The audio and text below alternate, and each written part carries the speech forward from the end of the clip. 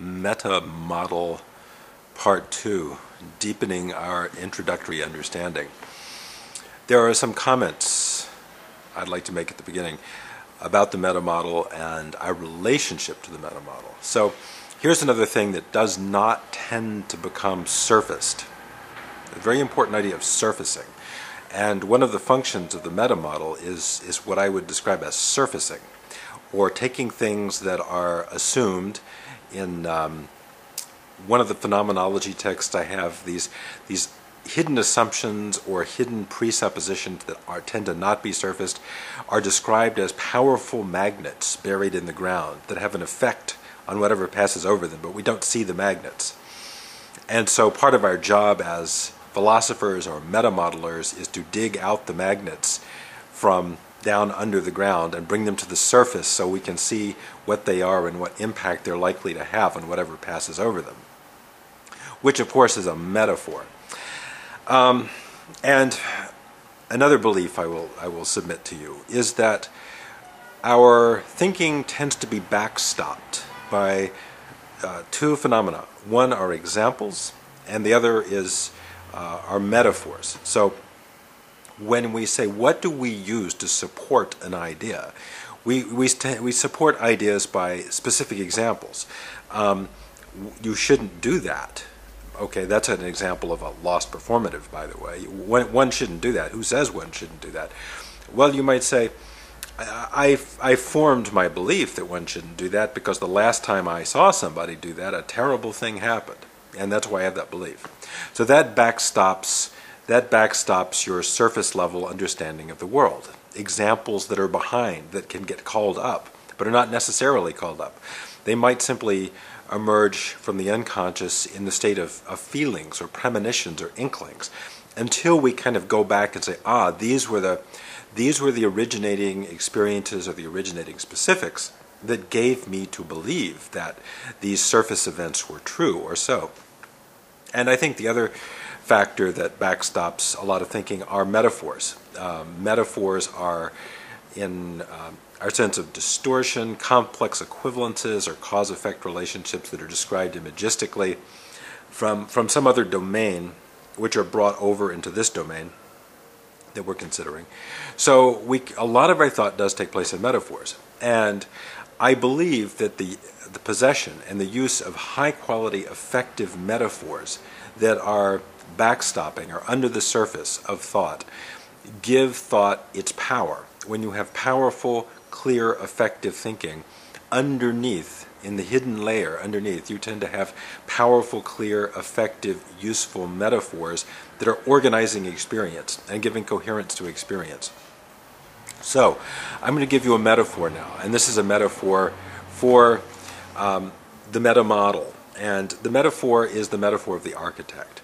And what the architect has to do is the architect goes and speaks to a client, and the architect is going to speak in generalities. And the architect will probably use a lot of unspecific language, and the client will probably use a lot of unspecific language. The client may say, I've really made it in life, and when you've made it like I've made it, you need to have, it's a good thing to have a big house that impresses people, and you need to impress people. And already you've got, if you know your meta model, you're thinking, well, why does having made it mean that you have to have a big grand home? What is the complex equivalence of having succeeded financially, say in business, and having a big home? Does one necessarily require the other one? Is it certain that having a big home will impress clients? Maybe this person has a strong motivation for having a wonderful home because they think this will impress people who will then want to do business with them. And many people do think this way. That is the motivating factor behind buying a lot of high-end luxury, limited availability goods, is basically what in economics is called the signaling function. And the belief which is also expressed in economics, is that many purchases and many possessions and many maneuvers in life are done to signal to other parties what one's abilities are, or what one's intentions are, or what one's place in the world is, or what one's life plans are, or something like that. So if we use the metaphor of the architect has to take very general, broad descriptions of needs. I have to have a big master bedroom, and everybody has one of these great media rooms now, and they say that a kitchen should have real Italian marble countertops. So you have a lot of assuming in the form of a lost performative. Who says? Why do you assume that it is true? So the architect has to take this kind of language and then convert it into extremely specific specifications. So if the architect does his or her job, he listens to a lot of generalities, a lot of needs, a lot of emotional needs that are in unspecified language, or in metaphoric language, or in complex equivalences. There will be a tremendous number of presuppositions in this, presupposing what a certain feature or a certain possession will do for somebody.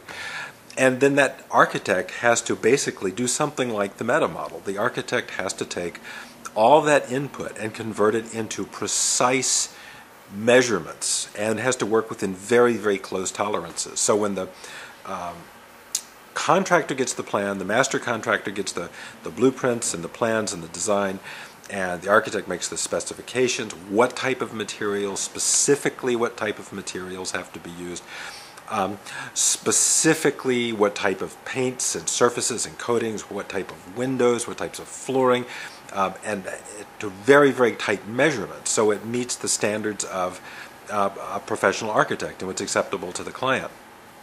And very frequently, I've heard this from architects, speaking to architects over and over, because I've spoken to architects quite a bit, just out of an affinity for that group of people, I think. The end result will be exactly as close as the architect could translate the, quote, vision, the sort of the unmeta model, the person thinking more of this kind of Milton model-y generalities of what they want, and converted that with absolute specificity, as tightly as they could, into a specific actionable plan that had to be executed in a specific sequence, basically doing in a professional capacity a very, very good job of meta modeling. And when the people see the house, when it's finally done, they don't even recognize it, or they're completely confused that what they see, what their thought translated into, isn't what they thought it was going to look like. They had some kind of gauzy idea or a very different idea or something they saw in a magazine, but when it actually translated into reality, it appears and manifests in the world as a very, very different thing. So I think the problem of the architect, who will be going from generalities, extreme generalities frequently, to absolute, precise, measurable specifics that have specific cost per square meter or square foot attached to them, contractual relationships, you get this profound transformation from the imaginal world, the world of the fantasies, the world of the ideals and dreams, to the real, precise, worldly expression of those thoughts. And that right there is what the meta model is doing. So as we continue, we're going to explore the meta model in greater depth. It needs to be explored in greater depth and understood. But I think that the architectural metaphor, the metaphor of the architect, is a powerful metaphor. And you may choose other metaphors, but have a set of metaphors in mind to backstop, or to sort of ground what you think you're doing and why you would use and how you would use a meta model. In a sense, you have to have a theory of a meta model before you proceed with the meta model. And we'll look at other theoretical and practical aspects of it as we go along. But it's very, very important, before you proceed with anything, that you have a theory of what you're proceeding with. And what we're doing here is a little different than most NLP, is we're speaking of NLP in terms of a theory of NLP, as well as the application. How do we go from the high logical level of the theory, just like the architect would, and basically use those same type of meta-modeling processes on NLP and bring it down from theory to present attitude to specific action and specific application. So that will be this, and then we'll move on into deletions, distortions, and generalizations.